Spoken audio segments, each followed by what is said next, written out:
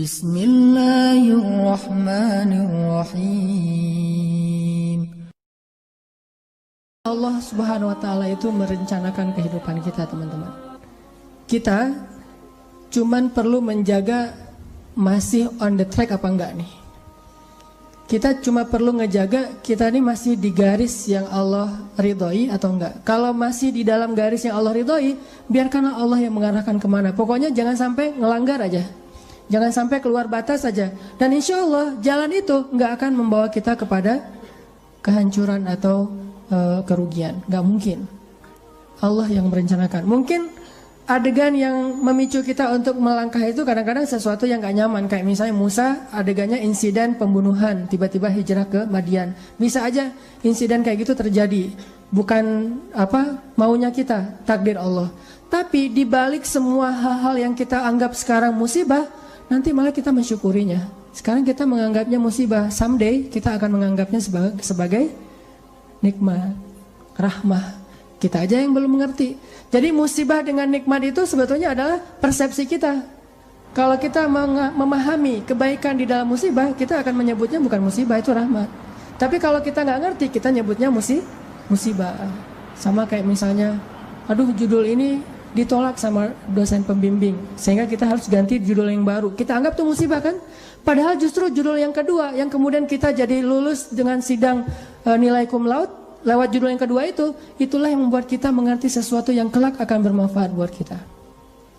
Judul pertama mungkin tentang apa, judul yang kedua sesuatu yang lebih aplikatif, sesuatu yang lebih dibutuhin sama masyarakat. Sehingga kadang-kadang kita pernah nulis skripsi, tesis, disertasi tentang judul itu, kita jadi expert di bidang itu, sehingga suatu saat kita lebih dibutuhin oleh masyarakat daripada kita tadinya pakai judul yang pertama. Kita tinggal angle berpikir kita yang mana nih? Mau ngelihatnya dari angle hikmah atau mau ngelihatnya dari angle musibah. Musa kecil pas bayi cabut jenggotnya Firaun, itu sebuah insiden. Musa dihanyutkan ke sungai Nil, itu sebuah kejadian yang kayaknya tragis banget. Terus Musa ngebunuh orang, terus Musa kehausan di tengah-tengah padang pasir, ketemu cewek terus ngasih minuman ternaknya tapi nggak dibayar. Semua ini rencana Allah yang kita nggak ngerti sekarang. Tapi someday ketika kita udah ngelihat hasilnya, kita akan mengatakan, Masya Allah, Allah Maha Besar yang mengatur hidup saya sampai menjadi seperti sekarang ini. Makanya saya pernah cerita, mungkin teman-teman ada yang nonton di YouTube. Dulu ketika di Mesir, pulang dari Mesir tuh, saya ikut istri ke Bandung. Istri saya ngajar di Bandung, akhirnya kita ke Bandung. Saya nggak senang waktu itu belum dapat hidayah ya, nggak senang ngajar di kampus, nggak senang ngajar di pondok pesantren. Tapi karena terpaksa, nggak ada kerjaan, saya ngelamar-lamar gitu ke pondok-pondok pesantren. Semua nolak, alasannya sama, lebih banyak guru daripada murid. Ya udah deh, gak apa-apa, karena gak ada yang nerima. Saya pikir, kok saya pulang-pulang jauh-jauh dari Kairo tapi gak punya kerjaan ya, kayak malas gitu. Malah ngelamar jadi kuli aja gak diterima. Soalnya kuli itu yang dilihat keahlian dan otot kan. Saya punyanya ijazah LC, gak nyambung dengan perkuliahan gitu. Akhirnya gak punya kerjaan, saya nerjemahin buku. Udah capek-capek nerjemahin buku, pas dikasih ke penerbit, katanya buku itu udah terbit, diterjemahin sama orang lain. Saya salah milih judul. Akhirnya nulis buku sendiri yang belum diterbitin orang. Walaupun kalau bahasa Sunda mah capruk, gak jelas ngomong apa gitu. Pokoknya nulis aja, nulis. Udah selesai nulis, dikasih ke penerbit, gak ada yang mau nerbitin karena gak layak katanya. Kan ini adegan-adegan yang awalnya kita anggap sebagai kesulitan, musibah kan. Karena gak mau diterbitin sama penerbit, akhirnya saya kepikiran lagi, ya udah kenapa gak diterbitin sendiri aja. Diterbitin sendiri, alhamdulillah minjem uang dari teman 30 juta, dan dia Allah takdirkan dilembutkan hatinya, mau aja, padahal nggak kenal amat, baru kenal juga beberapa bulan, mungkin ngeliat muka saya tuh muka melas gitu ya. Jadi saya pinjam uang, pinjam dong 30 juta. Oh iya, ya udah ambil aja. Nah, 30 juta. Dia punya percetakan, sampai sekarang jadi teman baik. Dia yang punya percetakan, udah nggak apa-apa, Ustadz cetak aja, ntar bayarnya waktu terserah Ustadz. Dikasih waktu 6 bulan. Saya cetak, udah gitu terbitin sendiri, dijual seluruh Indonesia. Caranya kirim pakai bus-bus malam gitu kan. Saya pakai kardus Marlboro ngangkat. Jadi saya penulis, saya kulinya, saya direktur penerbitnya, pokoknya apa sendiri aja semuanya. Ngangkat di jalan raya.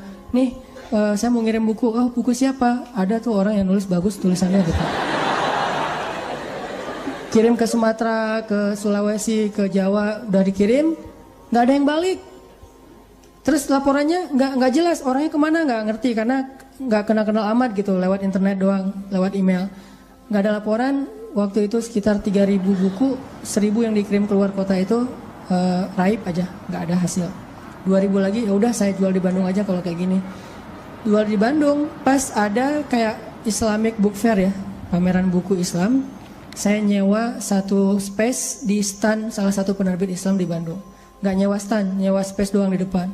Saya pakai X banner, terus pakai meja, ngangkut pakai motor sendiri, pakai topi biar nggak ada yang tahu, pakai masker. Taruh, ngerjain sendiri semuanya, udah beres semuanya, pergi ke belakang, ganti baju yang baju kemeja, pakai dasi gitu, sepulpen. Udah gitu, pakai rambutnya dirapiin, berdiri di sebelah X banner. Orang-orang pada nggak kenal kan buku ini baru banget, ini buku apa? Oh ya ini bukunya bagus, siapa penulisnya? Karena di X banner itu wajah paling besar tuh wajah saya. Jadi tulisan buku apa tuh kecil-kecil aja, yang penting wajahnya yang gede gitu. X banner foto saya yang paling besar. Qadarullah, waktu itu saya ngambil foto kan sembarangan aja dari foto-foto lama tuh. Saya ada foto baju putih dan mungkin kalau orang perhatiin kelihatan. Ternyata di sini ada uang 1.000. Kelihatan ada uang 1.000 di foto itu teh. Saking memprihatinkan. Mulai alhamdulillah 3 bulan bisa membayar hutang di percetakan. Mulai berkembang, bikin bisnis. Waktu itu belum ada pulsa di Alfamart, Indomaret, masih M-Kios gitu. Punya 60 cabang M-Kios di Bandung. Mulai masuk ke jual beli mobil bekas, masuk ke properti, terus ujung-ujungnya alhamdulillah balik lagi kepada habit, yaitu dunia dakwah.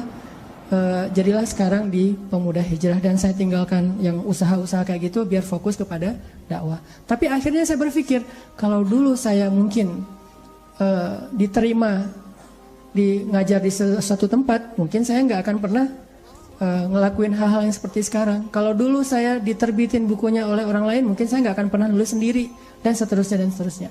Banyak hal yang kita sebut sekarang musibah, besok kita bilang itu sebuah nikmat. Angle-nya doang yang berbeda.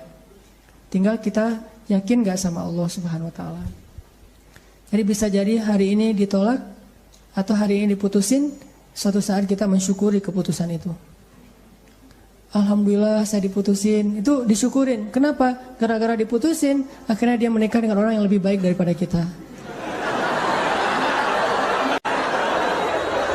Syukur kan? Namanya cinta sejati. Gimana? Harus syukur. Alhamdulillah dia dapat yang lebih layak daripada saya. Dan saya mah nggak dapat sampai sekarang misalnya. Ya nggak apa-apa.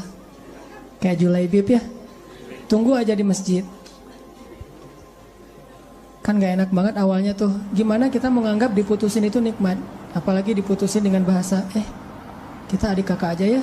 Kan berat ya. Gak enak kalau kayak gitu teh. Cuman nanti suatu saat kita akan mensyukuri nikmat itu.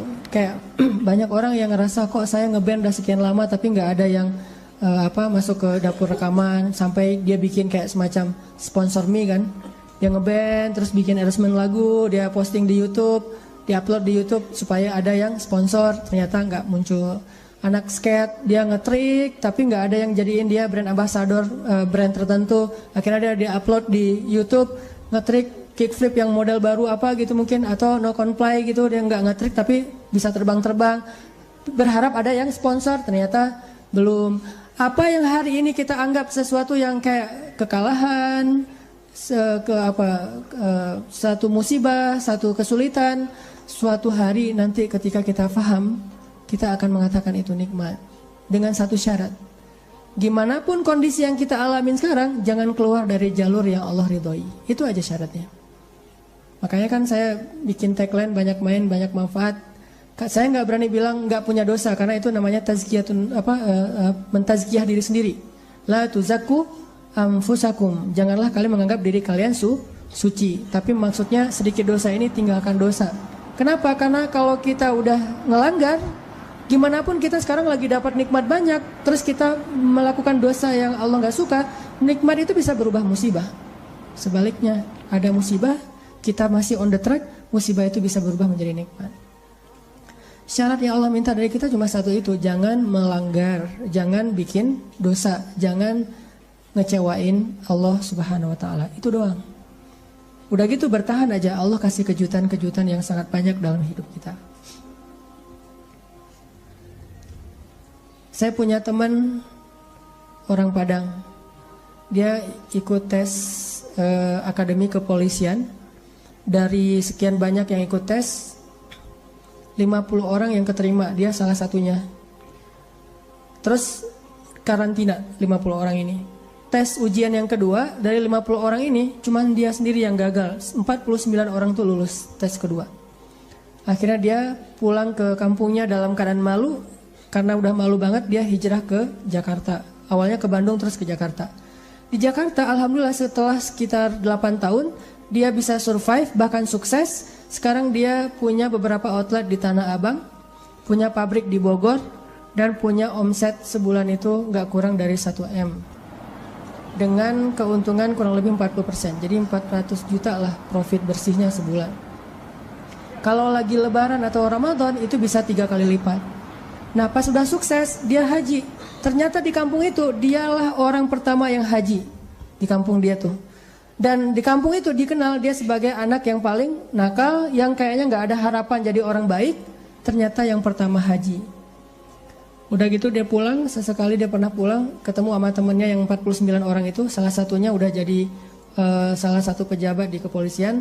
Dia ngobrol-ngobrol, ditanya mana yang 48 lagi. Dia bilang, kamu gak tahu kabar mereka? Kabar apa? Tahun 2004 mereka ditugaskan di Brimob Aceh, di Banda Aceh. Asrama Brimob Banda Aceh itu dekat dengan laut. Terjadi musibah tsunami, satu asrama Brimob itu habis semua dan 48 mereka itu meninggal dalam musibah tsunami.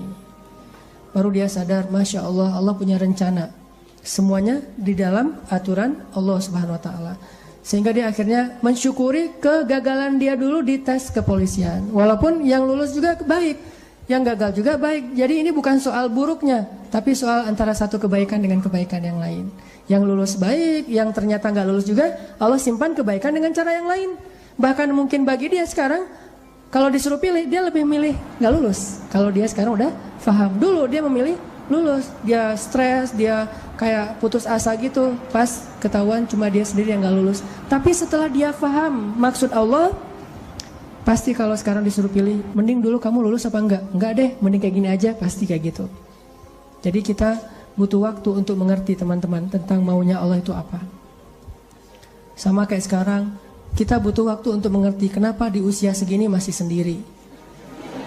Butuh waktu untuk mengerti. Mungkin Allah emang lagi mempersiapkan calon imam kita yang ideal banget. Nah untuk mendapatkan seseorang yang ideal itu kan butuh waktu.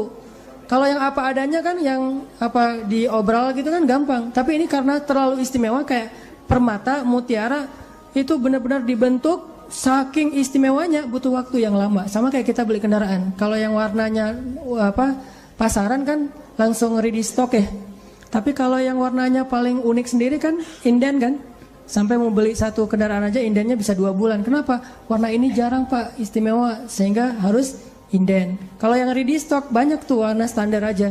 Begitu juga dengan jodoh. Ada jodoh ready stock, ada jodoh inden. Nah yang inden ini biasanya istimewa. Itu salah satu hikmahnya. Siapa tahu emang dia inden karena lagi mengkhatamkan Al-Quran. Dia berazam, ya Allah saya gak pengen nikah dulu sebelum khatam juz 30. Gak harus 30 juz kan? Sebelum khatam juz 30. Berapa lama? 15 tahun.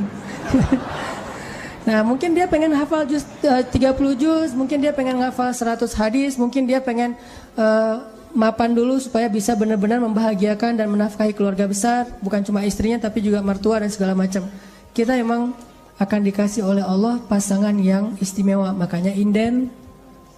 Sehingga kita bersabar, mudah-mudahan ada kebaikan. La'allahu khair wa ma indallahi khair. Mudah-mudahan di sini ada kebaikan, apa yang ada di sisi Allah lebih baik. Terus berhusnuzon. Ketemu-ketemu, ternyata emang benar, wajar kalau kita inden, istimewa banget. Akhlaknya itu luar biasa.